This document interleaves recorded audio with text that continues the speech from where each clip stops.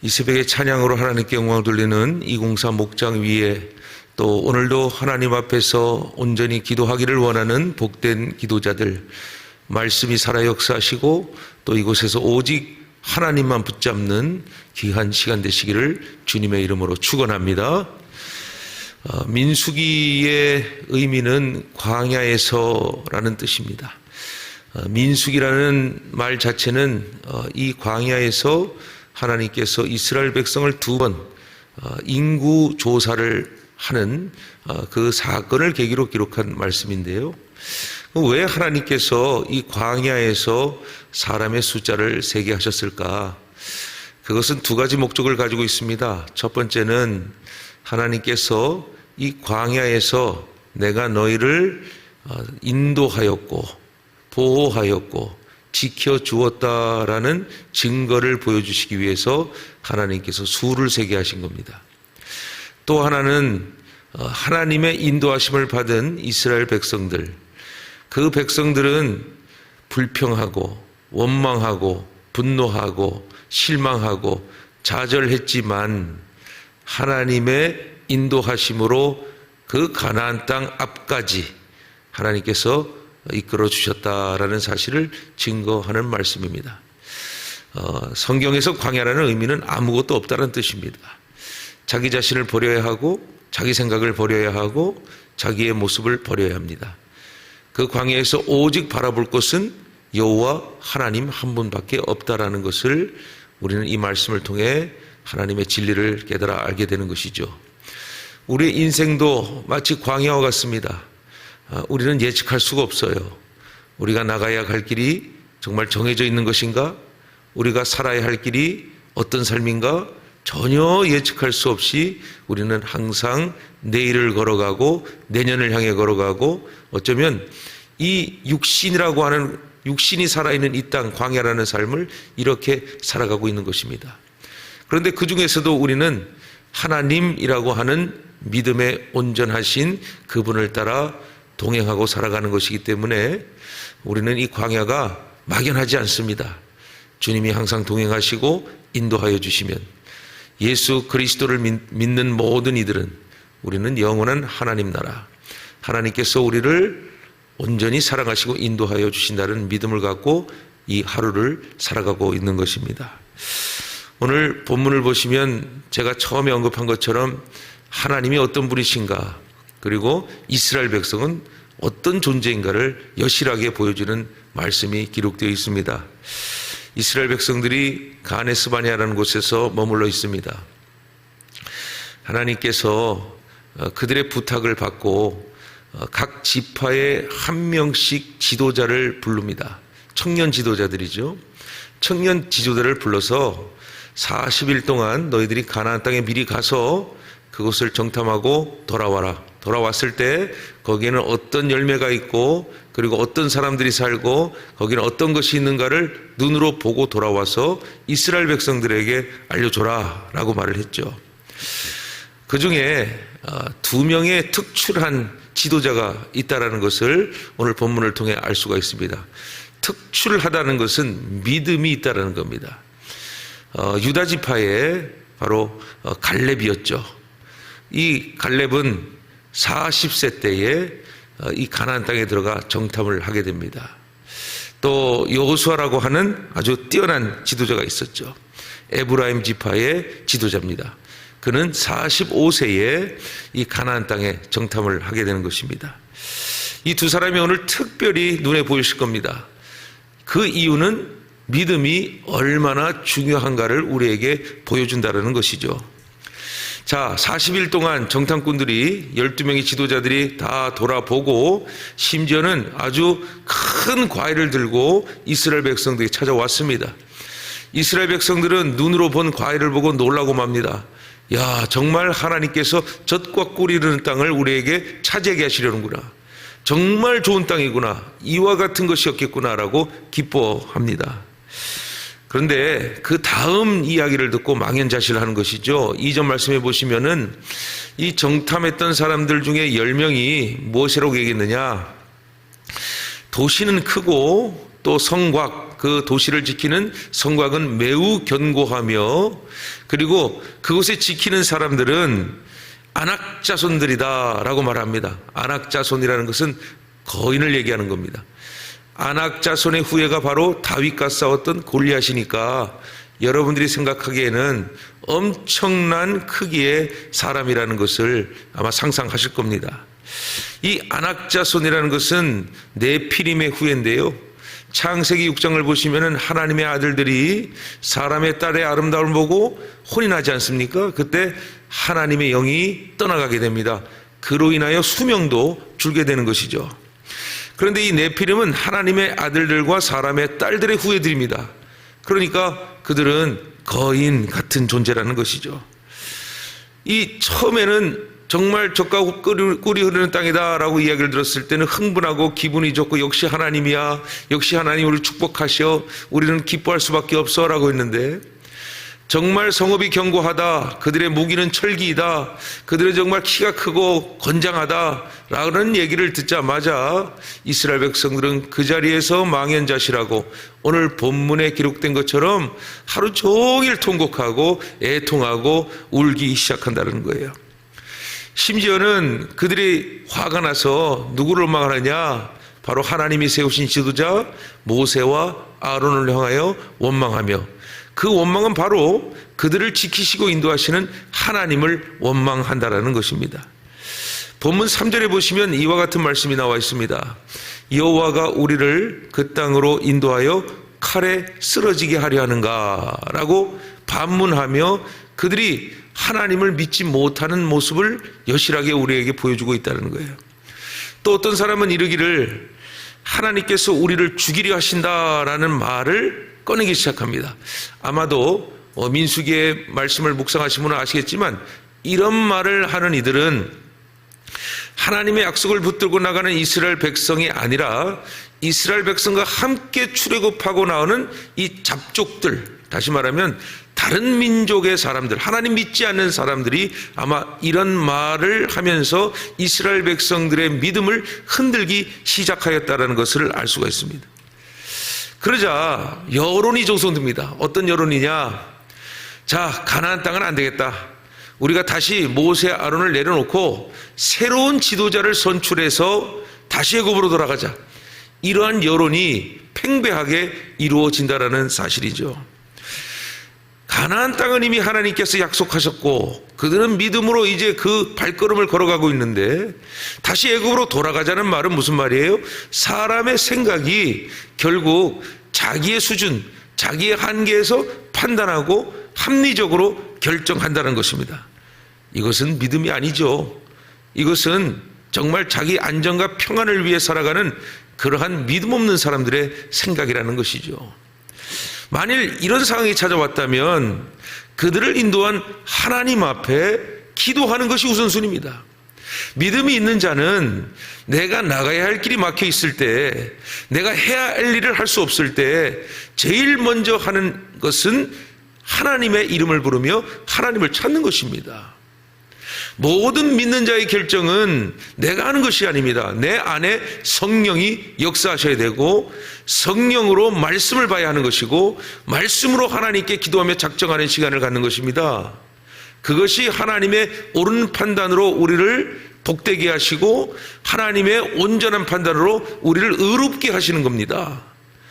우리가 우리를 잘되기 위하여 하나님 믿는 것이 아닙니다. 하나님이 우리를 인도하셨다는 믿음으로 우리가 잘 되는 것이죠. 그러나 우선순위가 무너졌습니다. 믿음이 우선이 아니라 자기들의 안정과 평안을 구하는 이러한 잘못된 판단들이, 이스라엘 백성들이 원망과 불평과 짜증과 분노를 어디서 한다고요? 광야, 아무것도 없는, 죽을 수밖에 없는 곳에서 하나님을 원망하고 지도자를 원망하기 시작했다는 사실입니다. 하나님은요, 우리에게 필요한 것을 주시는 분입니다. 우리에게 살 길을 열어주시고요, 우리에게 할 일들을 주시는 분이십니다. 그러나 믿음이 없으면 그것조차도 감사가 되지 않고 짜증이 되고 불평이 되고 원망이 된다는 것이죠. 마태복음 28장에 보시면은 예수님께서 이 십자가에서 부활하신 후에 40일입니다. 40일 동안 제자들과 함께 있었죠. 그리고 약속하신 대로 감람산에서 제자들을 모게 하시고 그 감람산에서 승천하십니다. 제자들은 예수님의 부활의 모습을 보았습니다.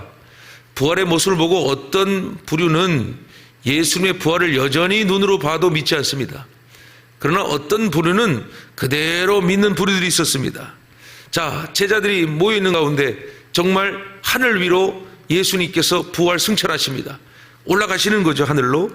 그런데 사도행전 1장, 마태복음을 넘어서 사도행전 1장의 말씀을 넘겨보면은 예수님께서 이미 하늘로 올라가고 계시는 가운데 이미 올라갔음에도 불구하고 보이지도 않는데 계속 하늘을 쳐다보는 제자들이 있었다라고 말씀은 기록하고 있어요.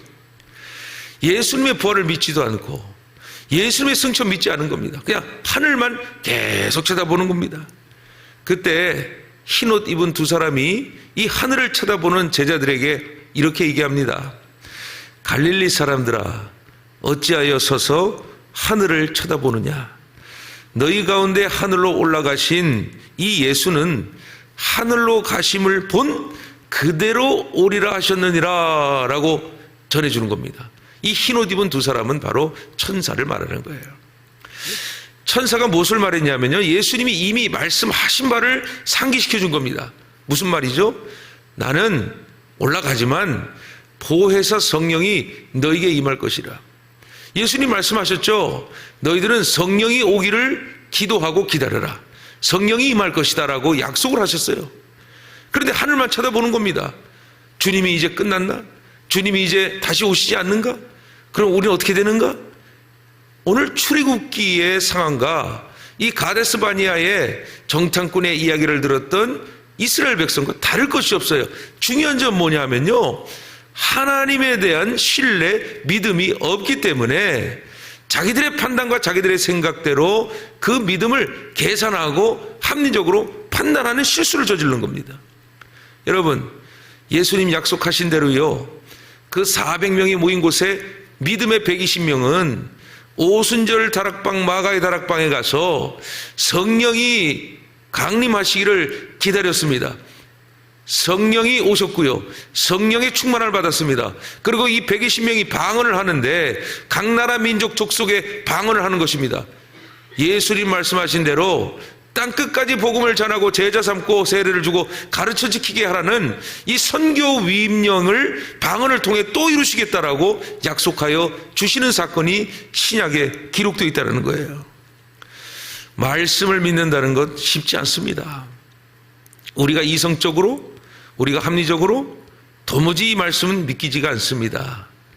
믿음이 있어야 이 말씀이 실제로 우리의 삶에 이루어진다는 사실이에요. 말씀을 그냥 본다고 해서 그게 보게 되는 말씀, 저주에 대한 말씀이 아닙니다. 여러분, 정말 믿음을 가지고 말씀 보잖아요. 가슴이 떨립니다. 눈물이 납니다. 한량없이 기쁩니다. 어제도 이 요한계시록의 말씀을 계속 묵상하면서 그 말씀을 듣고 말씀을 묵상하고 말씀을 이 생각을 하는데 막 가슴이 떨리는 거예요. 이전에 봤던 요한계시록의 말씀이 아니었어요. 이 시대가 어둡고 혼란 가운데 있는 가운데 요한계시록의 말씀은요, 그리스도인에게는 그야말로 복된 말씀이에요. 이게 마치 뭐 심판을 내리고 저주가 떨어지고 7인이 열리고 나팔이 불고 7 대접이 쏟아져서 3분의 1의 모든 생물이 죽고 모든 해가 떨어지고 별이 이게 중요한 게 아니에요. 박해와 핍박 중에도 또 고난과 어려움 중에도 예수 그리스도 한 분, 어린 양 되신 예수 그리스도가 우리를 위해 죽으시고 구원하신다는 이 약속이 요한계시록의 말씀을 통해서 아주 정확하게 떨어진다는 사실이에요. 오늘도 보십시오. 10명의 정탐꾼, 여러분 이렇게 생각하십시오. 예수 믿는 사람들도 똑같아요. 10명의 사람들은 말해요. 아우, 병이 이렇게 퍼지는데, 아우, 이렇게 우리가 상황이 어려운데, 아우, 지금 기도하면 안 됩니다. 집에 있어야 합니다. 아, 맞죠? 맞아요. 문제는 뭐냐 하면 그 말조차 하지 마십시오. 왜? 그런 말 필요 없어요. 성령은 늘 우리의 입술을 통해서 무엇을 선포하게 하시느냐? 종식됩니다. 하나님이 우리를 지켜주십니다. 인도하십니다. 역사하십니다. 그리스도인이 다른 이유가 뭡니까? 믿음이 우리를 살리는 거예요. 믿음이 의에 이르게 하는 거예요. 믿음이 구원에 이르게 한다. 성경은 우리에게 말하면 그 말을 믿고 지금 이 상황에 불평과 부정하는 것이 아니라 하나님이 우리를 구원하신다. 하나님이 세상을 우리의 기도를 통해서 역사하신다라고 하는 확고한 믿음이 우리를 살린다는 사실이에요. 10명의 말을 듣고 와서 안 됩니다, 못 갑니다, 못 합니다, 할 수 없습니다, 불가능합니다, 감당되지 않습니다라고 그 말 듣지 마십시오. 우리는 일말에 하나님의 말씀을 붙들고 기도하며 그 말씀이 이루어지기를 원하는, 바라는, 확신하는 이들이 모여 기도하면 말씀대로 하나님께서 성령을 허락하시고 그 성령이 말씀을 깨닫게 하시고 하나님께서 우리의 기도를 들어주시며 하나님께서 우리를 통해서 역사하여 주신다라는 신앙이 곧 승리임을 믿는 저와 여러분 되시기를 주님의 이름으로 축원합니다. 10명의 얘기 듣지 마십시오. 2명의 믿음의 지도자의 말을 들으십시오. 이 여호수아 갈렙이 얼마나 하나님 앞에서 억울하고 답답했으면 자신들의 옷을 찢으면서까지 얘기합니까? 걱정하지 마라. 여기까지 하나님이 인도하신 것 아니냐? 하나님이 우리에게 저 가나안 땅을 보여주신 것은 우리가 누릴 하나님의 축복을 미리 보여주신 것이다. 그런데 너희들은 왜 원망하고 불평하고 분노하느냐? 왜 자꾸 애굽으로 돌아가서 다시 노예가 되려고 하느냐? 그러지 마라. 하나님의 말씀을 거역하지 말라. 두려워하지 말라. 하나님이 늘 함께 하신다.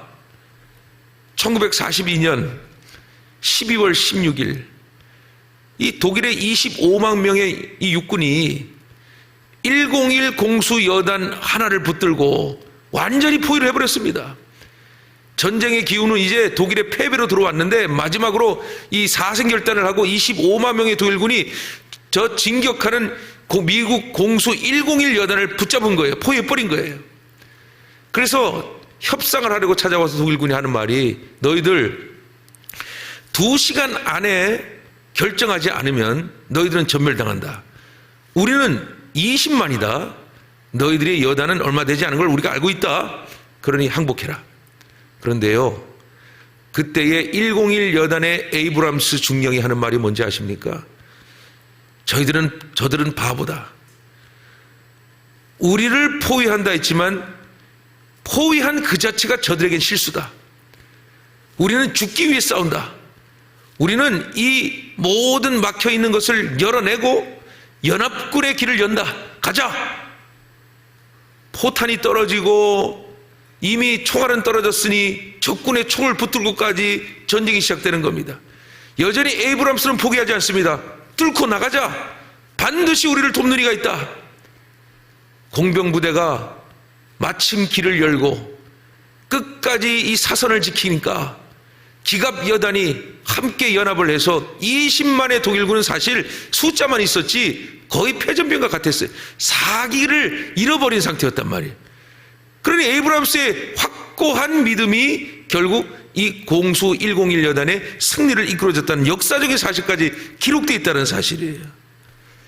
지금 여러분 우리가 사는 시대는요, 여러분 영적으로 잘 분별을 하셔야 됩니다. 위기의 시대가 오고 있습니다. 이건 제가 그냥 말하는 게 아니에요. 자, 어제 뉴스 보셨죠? 저 동유럽의 우크라이나가 러시아에 의해서 단 몇 시간 만에 점령당했습니다. 점령당했다는 의미는 영토가 점령당한 게 아니고요, 이미 여러 강대국에 가지고 있는 기술과 자본으로 말미암아 그냥 몇 시간 안에 완전히 싸울 수 없는 상태가 돼버린 거예요. 이전에 있었던 전쟁과는 전혀 차원이 달라요. 정말 집요합니다. 잘 하다가는 여러분 뉴스 보셨듯이 우리 미국이 도와주겠다라고 말하지만요, 경제 제재밖에 할 수가 없어요. 왜냐하면 미국이 거기서 총 한 발을 러시아군에 쏘잖아요. 정말 그 말대로 세계 대전입니다. 이 유럽이라는 곳은 아주 중요한 지대예요. 여러분들 아시다시피 여기서 전쟁이 일어나면요, 옛날 2차 대전과 같은, 아니 3차 대전이 일어날 수 있는 아주 위험한 상황인 걸 아십니까? 우리에게는 손을 쓸 수가 없는 거예요. 지금 우리 대한민국에서는 뭘 할 수가 없는 거예요. 그런데요, 하나님께서는 오늘 새벽을 깨워 기도하는 여러분들에게 무기를 주셨어요. 어떤 무기예요? 기도입니다. 기도하라는 겁니다. 어떤 나라들보다 강대한 분은 하나님이시니, 하나님, 이 모든 상황 속에서 예수 그리스도의 평화를 이루게 하여 주시옵소서. 하나님, 저들의 마음을 바꿔 주셔서 하나님께서 붙들어 주시고 변화시켜 주시옵소서. 기도할 수 있지 않습니까? 믿음의 기도해야 되지 않겠습니까?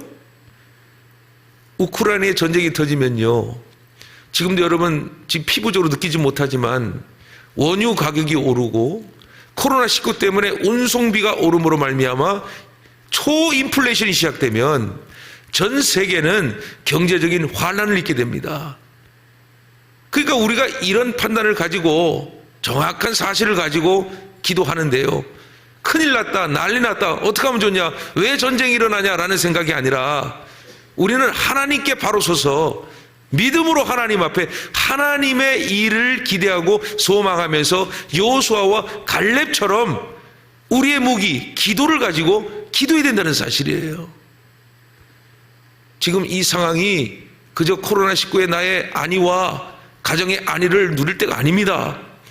거기 계시는 우리 모든 주의 수군속들까지도 깨어 기도할 때입니다. 어쩌면 금식하며 이 사순절을 준비해야 되는 거룩한 날을 각오하고 결단하는 시간이 바로 이때라는 사실이죠. 왜요? 우리가 고행하고 고난하고자 한 것이 아닙니다. 예수님의 십자가를 붙들고 나를 부인하고 주님을 따르는 삶을 살자는 겁니다. 왜 십자가를 지는 겁니까? 부활의 영광이 우리에게 이미 약속되어 있기 때문에. 이 믿음은 막연한 것이 아니에요. 말씀을 보세요. 모든 것이 정해져 있습니다. 믿는 자는 구원을 얻고 영생을 얻고 하나님의 부름을 받고 승리하는 자로, 이기는 자로 하나님이 이미 기록하여 놓으셨어요. 바로 우리입니다. 예수 믿는 이들은 담대하게 이 위기 속에서 불평불만 짜증내는 것이 아니라 하나님의 소망을 붙들고 기도하는 자, 하나님이 우리를 그렇게 담대하게 부르셨다는 사실이에요. 이스라엘 백성들이 출애굽하면서 그들이 한 게 뭐가 있습니까? 모세가 지팡이를 들고 손을 올려 홍해로 하나님이 갈라놓으시고 기적같이 하나님께서 그들을 이동시켜 주시고 불기둥과 만나와 메추라기와 또 모든 물이 없는 곳에 쓴물을 단물로, 그리고 저 바위를 쳐서 물을 주시고 그 수많은 하나님의 일들을 이루셨단 말이죠. 내 말씀에 오시면 모세와 아론이요 아무 말 하지 않습니다. 그들이 막 비난하고 욕할 때 엎드렸습니다. 엎드려서 하나님께 기도하는데요, 그때 차세대 지도자 가나안 땅에 들어갈 두 사람 여호수아 갈렙이 등장했다라는 사실이에요. 이후에 보면요, 하나님께서 너무 분노하셔서 이런 말씀을 하세요.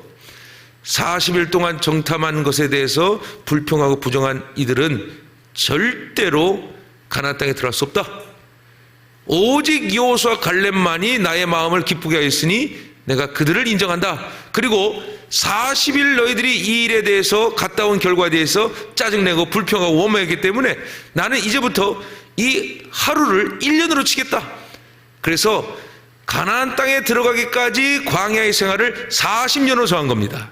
40일 정탐에서 결국 그 이야기를 듣고 불평했기 때문에 하나님은 1년을 쳐서 40년 동안 그들을 광야에서 인도했다는 사실이에요. 여러분, 이후의 말씀 보시면 22절 23절에 이렇게 되어 있어요. 영광과 애굽과 광야에서 행한 내 이적을 보고서도 이같이 10번이나 나를 시험하고 내 목소리를 청종하지 아니한 그 사람들은 내가 그들의 조상들에게 맹세한 땅을 결단코 보지 못할 것이요, 또 나를 멸시하는 사람은 한 사람도 그것을 보지 못하리라 라고 되어 있어요. 사실은 이스라엘 백성을 하나님께서 용서하신 것은 이후의 말씀에 모세가 하나님께 간절히 기도했기 때문에 그 한 사람의 기도로 하나님이 마음을 푸신 거예요. 그래서 모세가 온유한 자라는 겁니다. 하나님은 참다 하나님께서는 심판하시는, 저거 다 쓸어버리고 그냥 새롭게 하겠다는 것을 모세는 기도해서 모세의 믿음을 보시고 이스라엘 백성들을 그래도 광야로 다시 인도하신. 또 두 사람, 여호수아 갈렙, 이 두 사람이 하나님이 주신 땅이다, 우리는 갈 수 있다라고 하는 이 긍정적인 믿음을 보시고 하나님께서는 그 수백만 명의 이스라엘 백성들을 또한 용서하시고 인도하여 주셨다는 사실이에요. 불가능한 상황 속에서 기도하며 믿음으로 세우는 소수의 하나님의 사람을 통하여 다수의 믿음 없는 자들을 하나님은 또 한 번 기회를 주시고 하나님은 인도하여 주신다는 사실이에요. 여러분, 토마스 선교사가 평양의 대동강에서 이 조선의 수군들과 싸움을 하고 결국 패배하여서 마지막으로 참수를 당할 때 자신이 가지고 있는 한문으로 번역된 성경을 꺼내서 참수하는 백정에게 가슴팍에다가 성경을 집어넣으며 하는 말이, 꼭 한번 읽어보시오, 꼭 한번 읽어보시오. 읽지 않았습니다. 참수했던 그는요, 그 성경책을 찢어서요 자기 방 벽지로 붙여버렸습니다. 그런데 그 집에 찾아온 사람들이 그 벽에 쓰인 하나님의 말씀, 전부도 아니에요, 부분의 말씀을 보고 복음을 받아들인 사실 아십니까? 그로 인하여 실제적으로 하나님께서 이 조선 땅에 복음을 증거하셨다는 사실이에요. 이 도미니아누스의 박해 때문에 로마의 사람들이, 이 로마에 있는 그리스도인들이요, 아주 참혹한 순교와 죽음을 맞습니다. 예수 믿지 마라 하는데 예수 믿었으니까 완전히 죽여버리는 거예요. 도미티아누스는 자기 스스로가 신이라고 말하는 거예요. 완전히 광인이었습니다. 박해가 지나고 6년이 지났습니다. 6년이 지나면서 이 박해가 끝이 났죠. 그때 사도 요한도 반모섬에서 풀려난 겁니다. 그런데 그 수해를 지나고 나서 이 로마가 얼마나 음란하고 얼마나 더러운지 순수한 처녀가 하나 없어요. 얼마나 이 간음과 성적 이 문란함이 있었는지. 그런데 위에 왕가와 귀족들이 로마 시내에서 자기 자녀와 결혼할 순수한 처녀를 찾는데 없습니다. 아무리 찾아도 없어요. 그런데 찾아보니 있어요. 누구냐 하면 그리스도인들의 딸들이에요. 그리스도의 딸들과 귀족의 자녀들이 결혼을 합니다. 그리고 아이를 낳고 자녀를 양육하는데요, 그리스도인의 이 딸이, 즉 어머니가 뭘 가르치겠습니까? 말씀을 가르치고 하나님의 뜻을 가르칩니다. 그리고 400년 후에 바로 기독교가 로마의 국교로 공인되는 역사가 일어납니다.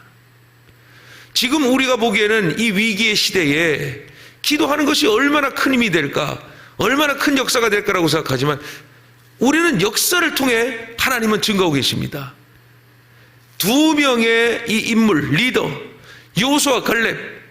오늘 주 예수 교회에, 우리 교회의 교인의 숫자가 몇 명인지는 뭐 정확히 제가 말하지 않겠습니다만은, 여기서 두 명의 역할을 하는 오늘 여호수아와 갈렙과 같은 새벽 기도자들을 하나님이 이곳에 붙여주셔서 여러분이 기도하는 바는 하나님이 우리 교회를 인도하여 주시고 이 땅을 인도하여 주시고 열방을 인도하여 주신다라고 하는 믿음이 오늘 말씀 가운데 성령의 충만으로 하나님이 여러분의 입술을 열어 기도하게 하실 줄 믿는 귀한 시간 되시기를 주님의 이름으로 축원합니다.